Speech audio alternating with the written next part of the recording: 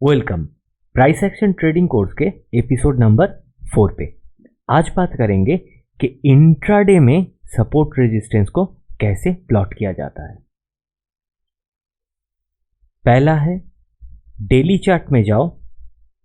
Daily chart में जाके price recent जहां पे है यानी जो करंट प्राइस है उसके आसपास वाला सपोर्ट और रेजिस्टेंस जो आपको स्ट्रॉन्ग लगे उस सपोर्ट रेजिस्टेंस को मार्क कर लो।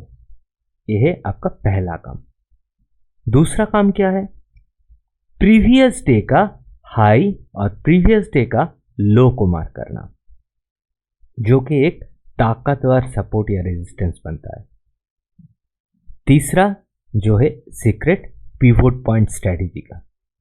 आज इस तीनों के बारे में बात करेंगे। तो चलिए चलते हैं चार्ट पे।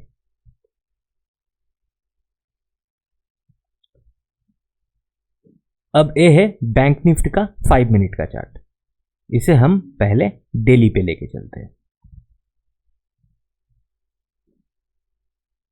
ये वाला जो ग्रीन कैंडल दिख रहा है ये आज का कैंडल है, अभी बना है, अभी बन रहा है। और ये जो दो रेड वाला कैंडल है वो प्रीवियस डे और उसके पहले दिन का कैंडल है। अगर मुझे इस कैंडल में यानी आज ट्रेड करना है तो मुझे देखना है कि प्रीवियस डे का लो हाई क्या था। ये जो लाल वाला डे जो प्रीवियस डे है इसका हाई और लो पहले मुझे मार्क करना है। चलिए पहले इसको मार्क कर लेते हैं। प्रीवियस डे का ये लो मार्क हो गया और एक हाई मार्क हो गया। अब देखते हैं कि इस प्राइस करंट प्राइस के आसपास वाला स्ट्रॉन्ग रेजिस्टेंस और सपोर्ट कहां पे मिलता है।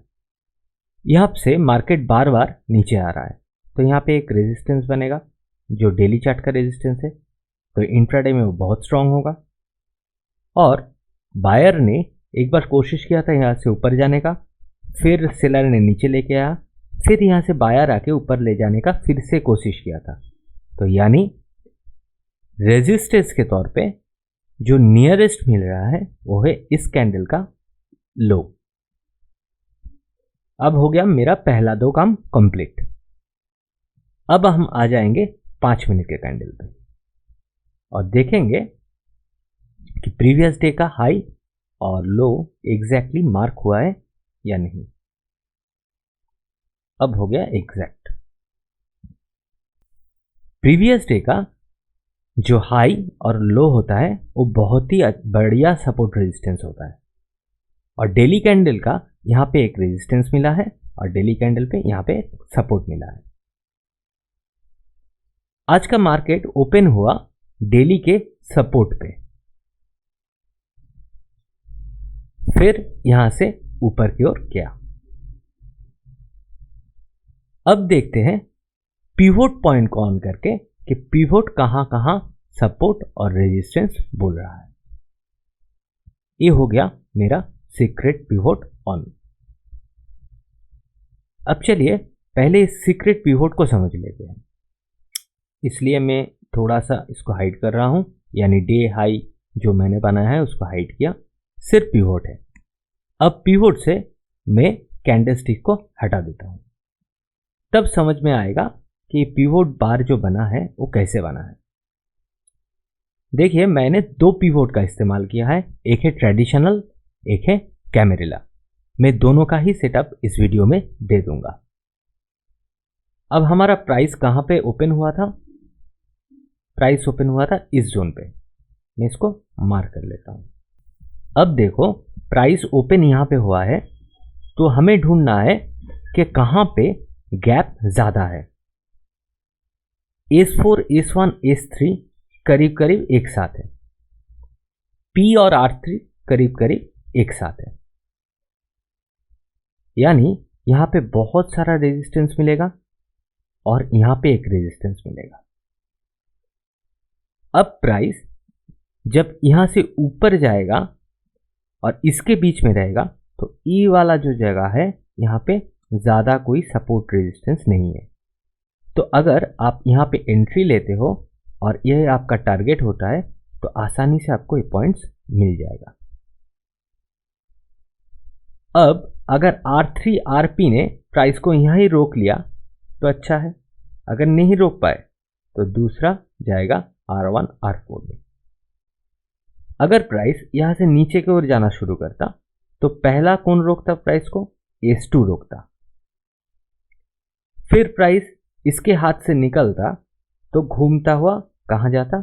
S3 की ओर जाता।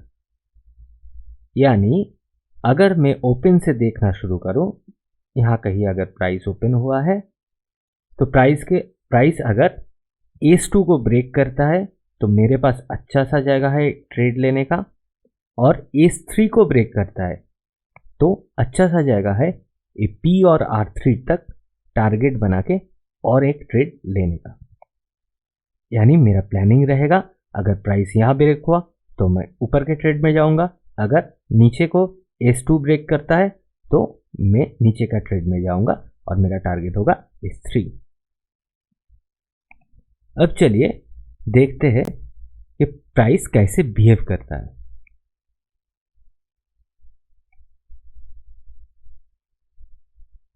अब प्राइस ओपन हुआ था आज के दिन यहां पे, एकदम सीधा पहला 5 मिनट का कैंडल तीनों रेजिस्टेंस को तोड़ के ऊपर गया, यानी बहुत सारा बायर था।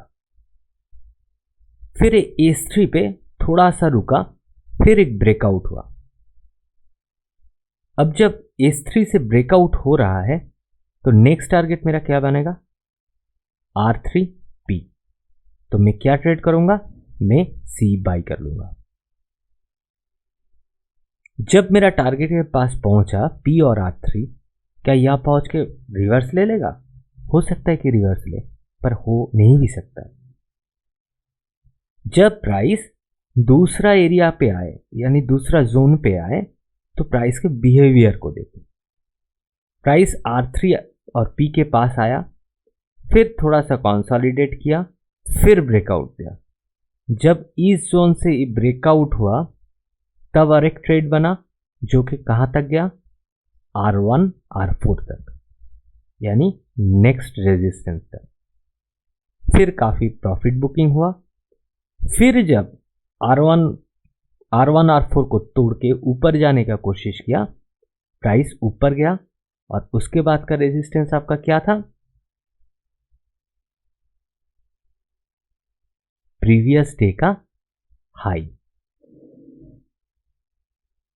एग्जैक्ट प्रीवियस डे के हाई से मार्केट ने रिवर्सल लिया और नीचे आके R3P के पास अभी साइडवेज घूम रहा है। अब कैसे पता चलेगा कि साइडवेज घूमेगा? हो सकता है यहां से निकल के चला जाए, हो सकता है यहां से निकल के चला जाए, हो सकता है, मार्केट है, कुछ भी हो सकता है। पर जो उसका प्रोबेबिलिटी ज्यादा होगा वो है कि अगर मार्केट ने उसकी लो से पूरा 600 पॉइंट का रन अप कवर कर लिया है तो उसके बाद थोड़ा सा तो रेस्ट लेगा। अब इस रेस्ट के बाद वो नया रैली कर सकता है, पर रैली करेगा या नहीं करेगा वो पूरा डिपेंड करेगा मार्केट के ऊपर। मैं पिवोट पॉइंट का जो स्ट्रेटजी है उसको एज ए सपोर्ट और रेजिस्टेंस क्रिएट करने के लिए यूज करता हूं, पर मैं प्राइस एक्शन को नंबर 1 देखता हूं कि प्राइस क्या करना चाह रहा है, फिर देखता हूं दूसरा सपोर्ट रेजिस्टेंस किधर है। अगर सपोर्ट के पास मुझे प्राइस एक्शन मिल जाए कि हाँ मार्केट ऊपर जाएगा, प्राइस ऊपर जाने का कोशिश कर रहा है, तो ऊपर वाला ट्रेड। अगर सपोर्ट के पास से मुझे नीचे वाला ट्रेड दिखे तो मैं नीचे वाला ट्रेड में एंट्री कर जाऊंगा। अब चलते हैं इस सपोर्ट रेजिस्टेंस को कैसे बना सकते हो आप। आपको लेना पड़ेगा पिवोट पॉइंट स्टैंडर्ड जो है वो 2 इंडिकेटर, एक ही इंडिकेटर 2 ले लो। फिर उसके सेटिंग्स पे जाओ, एक को करो ट्रेडिशनल, दूसरा एक पिवोट टाइम फ्रेम को रखो ऑटो, जहां पे आप डेली वीकली का भी ऑप्शन आपको मिलेगा, पर इसको ऑटो पे रखो। पिवोट्स पॉइंट बैक जो है, नंबर ऑफ पिवोट्स बैक, वो एक्चुअली आपका जो रिसेंट डे है उसका पिवोट, उसके पहले का पिवोट, उसके पहले का पिवोट। यहाँ पे 5 है तो पुराना 5 पिवोट दिखेगा। तो आप इसे 5 की जगह 15 भी रख सकते हो, 1 भी रख सकते हो। मैं थोड़ा सा चार्ट क्लीन रखना पसंद करता हूँ, तो मेरे लिए ये तो 1 ही रहेगा। फिर यहाँ पे टिक ऑन कर दो जैसा है, और यहाँ पे जो पिवोट पॉइंट्स है इसमें ट्रेडिशनल पे सिर्फ S1, S2, S3, R1, R2, R3 को ही देखो, बाकी सब जो टिक थे उसे ऑफ कर दो। फिर ओके करके सेव कर दो। ये हो गया पहला ट्रेडिशनल वाला। दूसरा पिवोट का सेटिंग्स क्या होगा, ट्रेडिशनल से इसको सीधा कैमेरिला बना दो। इसको ऑटो पे रखो, नंबर ऑफ पिवोट्स बैक आप कुछ भी रख सकते हो आपके हिसाब से। इन सभी को टिक कर दो, फिर नीचे आओ। ये वाला जोन इंपॉर्टेंट है, इसमें सिर्फ ये जो पिवोट है उसको ऑन करो, S3, S4, R3, R4, यानी ये 5 ऑन रहेगा, बाकी सब ऑफ। किसी को हम कैमेरिला पे नहीं देखेंगे। अब जब ये सेटिंग्स आप कर लोगे तो पिवोट कैसा आपको दिखेगा, पिवोट पॉइंट्स आपको ऐसे दिखने लग जाएगा। अब ये जो कलर है ये मैंने किया है, क्योंकि चार्ट में बहुत ज़्यादा कुछ हो जाता है तो प्राइस एक्शन देखने में दिक्कत होता है, तो इसलिए मैंने इसको कलर बहुत फेड कर दिया। ब्लैक है, बहुत फेड कर दिया, पेंसिल की तरह लग रहा है, तो प्राइस एक्शन देखने में मुझे आसानी होता है। अगर आपको भी ऐसा लगे तो आप फेड कर सकते हो, वो आपके ऊपर। अब चलिए देखते हैं कि पिवोट को प्राइस कैसे रेस्पेक्ट करके चलता है। प्राइस को ऑन करता हूं और प्रीवियस डे में चलता हूं। कहाँ पे अच्छा जगह था, यहाँ पे था। प्राइस यहाँ से जब नीचे आया, यहाँ पे बहुत एरिया था जहाँ पे प्राइस ट्रैवल कर सकता था। प्राइस अगर इसके ऊपर जाता तो इधर जा सकता था, इसके ऊपर जाता तो इधर जा सकता था। अब जब प्राइस पिवोट के पास आएगा, कैसा रिएक्शन कर रहा है, क्या उसमें रिवर्सल साइन आ रहा है, क्या वो थोड़ा सा कंसोलिडेट करके ऊपर जा रहा है, ये देखना ज़रूरी है। यानी जब सपोर्ट और रेजिस्टेंस के पास प्राइस आए तो कैसा बिहेव कर रहा है, उसका प्राइस एक्शन क्या बन रहा है, वो देख के ही ट्रेड में एंट्री लिया जाता है।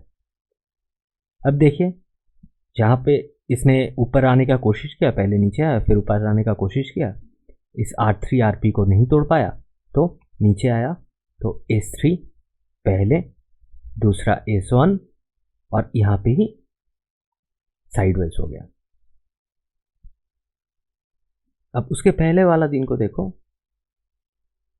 प्राइस एक सपोर्ट जोन के पास ओपन हुआ था।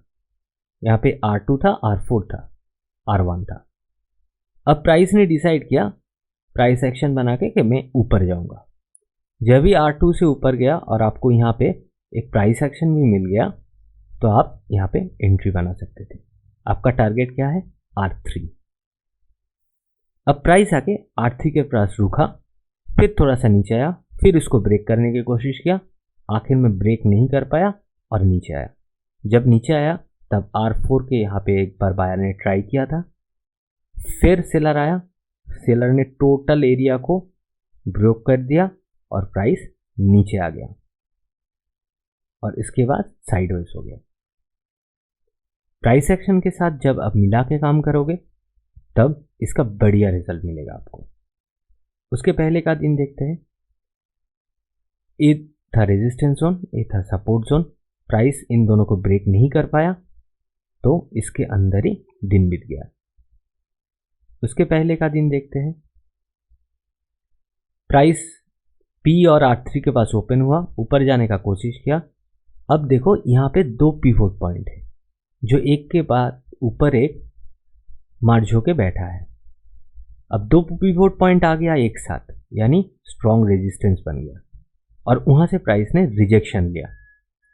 फिर नीचे आया, एक पिवोट पे रुका, थोड़ा सा टाइम बिताया, फिर यहाँ से जब ब्रेक हुआ दूसरा पे रुका, थोड़ा सा टाइम बिता के फिर ब्रेक होके नीचे आया, तो और एक कंसोलिडेशन मिला।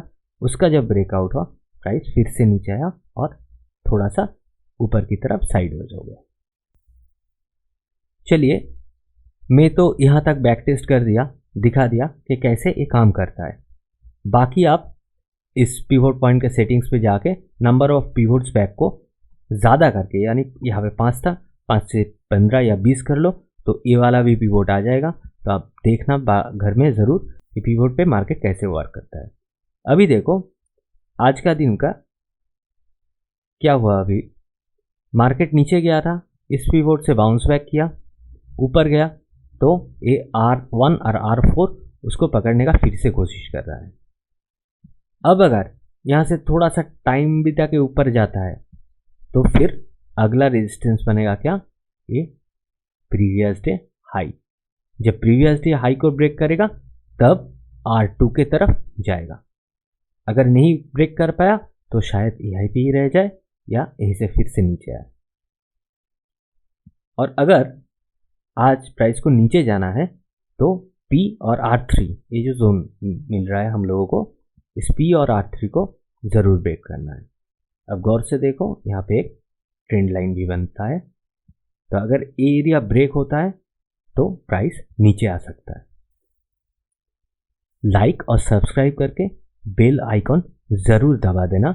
अगले आने वाले वीडियो से आपको बहुत कुछ सीखने को मिलेगा।